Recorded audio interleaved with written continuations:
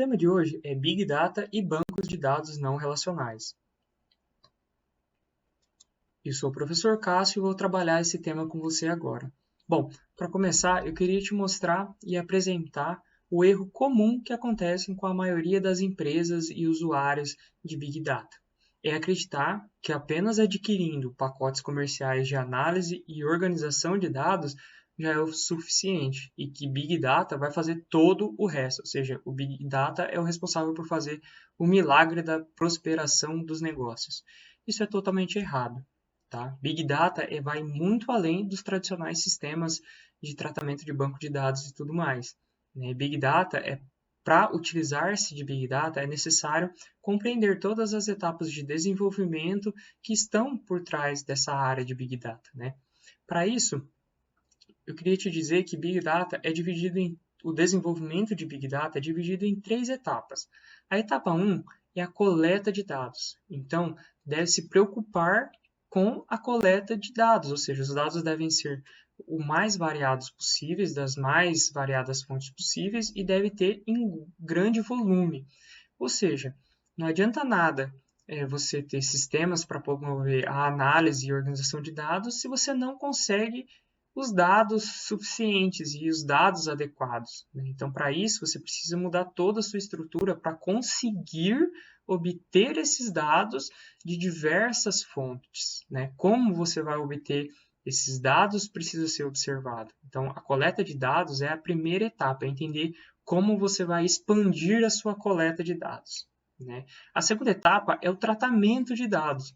Ou seja, esses dados eles precisam passar por um tratamento com alta velocidade, você não pode perder tempo analisando tanto esses dados, tem que promover uma agregação, integração, correção e segurança desses dados no processamento. Então, além de ser rápido, um processamento ágil, precisa garantir todos esses princípios referentes aos dados, principalmente segurança e integridade desses dados e verificação desses dados, porque você não pode utilizar e armazenar em seu sistema dados corrompidos, dados incoerentes, dados que não são consistentes, dados desatualizados. Então, tudo isso precisa ser processado e da maneira mais rápida possível. E a etapa 3 são as atividades analíticas. Essas atividades analíticas elas são desenvolvidas por uma equipe de funcionários. Ou seja, Big Data não é simplesmente softwares e hardwares, ou seja, uma infraestrutura de tecnologia de informação. Ela é muito mais, ela é um conjunto, é uma área que envolve todos esses componentes e as pessoas que vão utilizar de todas essas ferramentas e promover essas análises analíticas, que são as interpretações e as compreensões e identificações de padrões e relacionamento de dados. Ou seja, é descobrir, por exemplo, quais são as palavras-chave que um usuário vai utilizar numa pesquisa em Big Data. Por exemplo, o usuário ele quer encontrar um dado. Qual a palavra-chave que esse usuário vai utilizar? Então, você precisa tentar adivinhar, descobrir essas palavras-chave, porque daí o processamento, a obtenção, a consulta trará resultados de uma forma muito mais rápida. Então, não é algo simples. Big Data envolve várias questões. E não somente esses pontos, essas etapas. A Big Data, por si sozinha, ela não trará o milagre esperado. É preciso, por exemplo, um conjunto de ferramentas que vão constituir um esquema, um grupo ali, um conjunto tecnológico que vai trazer os resultados esperados. Então, ferramentas como Data Warehouse, Data Mart, plataformas analíticas, computação em memória e Redux. Todas essas ferramentas são importantes em Big Data. Eu vou falar sobre cada uma com você agora. Começando então com a Data Warehouse. Data Warehouse são bancos de dados utilizados para aqueles dados recorrentes, ou seja, aqueles dados que são diariamente utilizados, diariamente consultados, diariamente recorridos. Então, aquele dado que você sempre precisa daquele dado, todo dia você precisa daquele dado para poder trabalhar, para desenvolver as atividades operacionais. Então, como acabei de dizer, envolve as transações dos planos de negócio de uma empresa, ou seja, as atividades operacionais de uma empresa.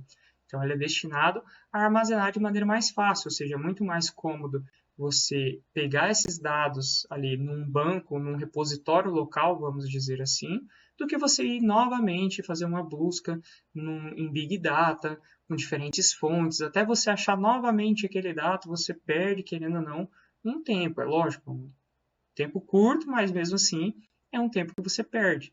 Mas não apenas essa questão de armazenar, né, de promover um armazenamento local. O Data Warehouse ele ainda vai além, é uma ferramenta que pré-processa esses dados, chega até a fazer algumas combinações de dados e gerando relatórios, né, desses dados combinados que vão ser importantes para você. Então, você utiliza sempre os mesmos dados. Então, ele já vai fazer relatórios e combinações entre esses dados que já vão facilitar o seu trabalho futuro. Por isso que eles são bem interessantes e bem utilizados nas empresas como um todo, né?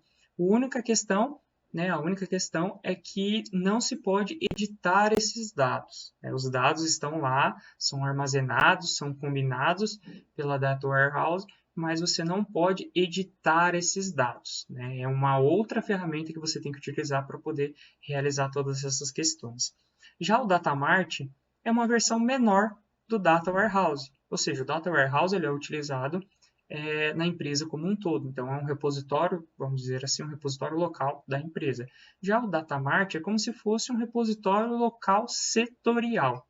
É um banco de dados setorial. Então, para aquele setor, sempre vão ser utilizados os mesmos dados, né, operacionais ou não, para aquele setor. Então, sempre aqueles mesmos dados para as mesmas informações necessárias. Então, é a mesma coisa só do Data Warehouse, só que menor. Ou seja, o Data Warehouse é para a empresa e o Datamart para os setores dessa empresa.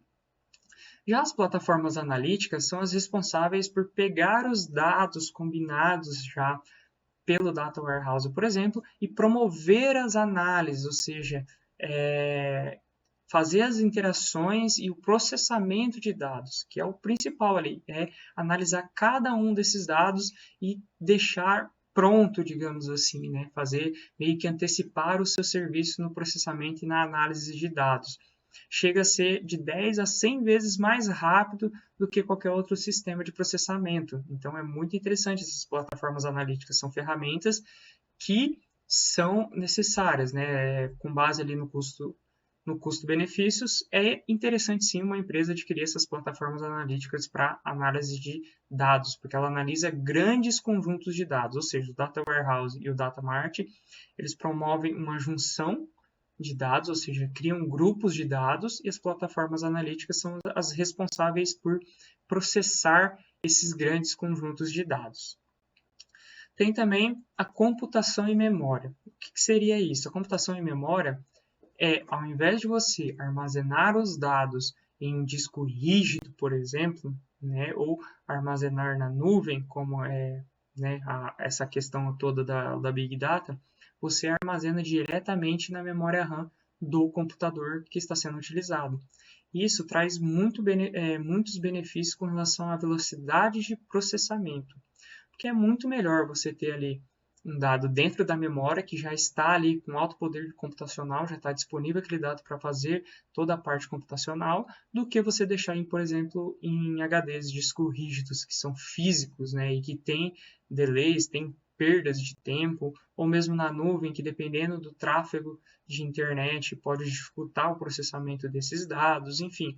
É muito mais vantajoso você ter, então, uma computação em memória, armazenar esses dados na memória para facilitar essa computação. O processamento também é muito mais rápido do que deixando esses dados em discos rígidos, por exemplo, né, em mídias físicas, né? A velocidade é muito maior do poder computacional também. Temos a ferramenta, né, que é a ferramenta, talvez uma das ferramentas mais importantes do Big Data, é o Hadoop, né, que é uma plataforma de código aberto, né, que permite o processamento paralelo. Então, esse Hadoop é dividido em servidores, né, chamados de clusters de servidores, ou seja, um conjunto de servidores, que vai pegar os dados e vai dividir esses dados. Então, os dados, ao invés de serem processados sequencialmente, os dados são reunidos em pequenos grupos, né, e são espalhados aí nos servidores, nos clusters de Hadoop. E cada cluster vai processar esses dados. Então, os dados passam a ser processados paralelamente, o que traz muito mais agilidade no processamento de dados, né? E eles servem ali como um armazenamento intermediário entre Big Data, né, propriamente dita, as várias fontes ali de dados, e os sistemas de data warehouse, plataformas analíticas, data mart. Então, ele é um serviço intermediário, vem antes dessas outras ferramentas. Ele faz toda essa questão ali de desenvolvimento. Ele conta com duas principais essa ferramenta conta com duas outras principais ferramentas internas, vamos dizer assim, que é o Hadoop MapReduce, né, HMR, que ele faz com que ele mapeia os dados, né, ele faz um mapeamento de todos os dados, selecionando as linhas de um banco de dados, ou seja, as tuplas, e recombinando essas tuplas para obter a melhor combinação de dados, ou seja, a sequência de dados que é solicitada numa consulta. Então, com base na consulta solicitada, é feito todo esse mapeamento para encontrar os melhores registros de dados possíveis. E a Hadoop Distributed File System, HDFS, que ela tem a função de distribuir os dados. Então, os dados são divididos em pequenos blocos e esses blocos são processados pelos clusters Hadoop. Então, ela que faz essa divisão, porque fica muito mais fácil, né? E exige pouco, né? Não precisa de um sistema com grande capacidade computacional, porque como é uma pequena quantidade de dados, eles podem ser processados por sistemas mais comuns, né, e mantendo a agilidade, ao invés de ter um grande servidor para pegar grandes dados para processar, existem vários pequenos servidores com pequenos blocos de dados, né? Então, são muito mais efetivos. Para você entender toda essa lógica e esse conjunto, né, de infraestrutura de Big Data, tem essa imagem aqui, né, onde nós temos a Big Data, que são as mais variadas fontes de dados, por exemplo, dados operacionais, históricos, dados de máquina, de web, áudio e vídeo, de dados externos, que são encaminhados então para os clusters de Hadoop, e a partir deles então vão para o Data Warehouse ou vão para as plataformas analíticas ou diretamente para os usuários finais também, pode ser utilizado, né? Do Data Warehouse pode ir para o Data Mart, né, para facilitar ali as questões setoriais e depois irem para os usuários finais. O Data Warehouse pode pegar diretamente os dados operacionais sem utilizar o cluster Hadoop. Então, esse é o esquema de funcionamento de infraestrutura na utilização de Big Data. Bom, e os projetos baseados em Hadoop, né, eles visam então objetivos reais, ou seja, só compensa você usar o Hadoop se realmente ele vai ser utilizado. Além disso, é necessário que haja uma capacitação nessa ferramenta. Simplesmente adquirir essa ferramenta e querer aprender com o tempo não vai funcionar. Aprender na prática não vai funcionar. É preciso ter, sim, um treinamento antes para poder utilizar essa ferramenta. Verificar as questões de distribuição dessa ferramenta, porque como ela é de código aberto, existem várias distribuições dessa ferramenta, assim como existem as distribuições do Linux. Então, é importante ver a questão de presença comercial do fornecedor, a oferta disponível, o suporte fornecido, a estratégia que são mais recomendadas dos fornecedores cujo Hadoop é a ferramenta principal. Então, tudo isso tem que ser levado em consideração. E, por fim, os bancos NoSQL, que são os bancos não relacionais. Eles são utilizados em conjunto, ali, muitas vezes, com Big Data, também surgiram da necessidade de processar grande volume de dados, é uma alternativa, né, ao Big Data também, apesar de interagir com Big Data, utiliza-se de ferramentas próprias, como o MapReduce, Schema Free, que é dados sem estruturação, dados fragmentados também, tem diferentes formas e tamanhos, ou seja, é utilizado para computadores dispersos dentro de uma empresa. É uma outra alternativa ao Big Data. Bom, esses eram alguns dos pontos chaves aí do tema que eu queria mostrar para você. Bons estudos!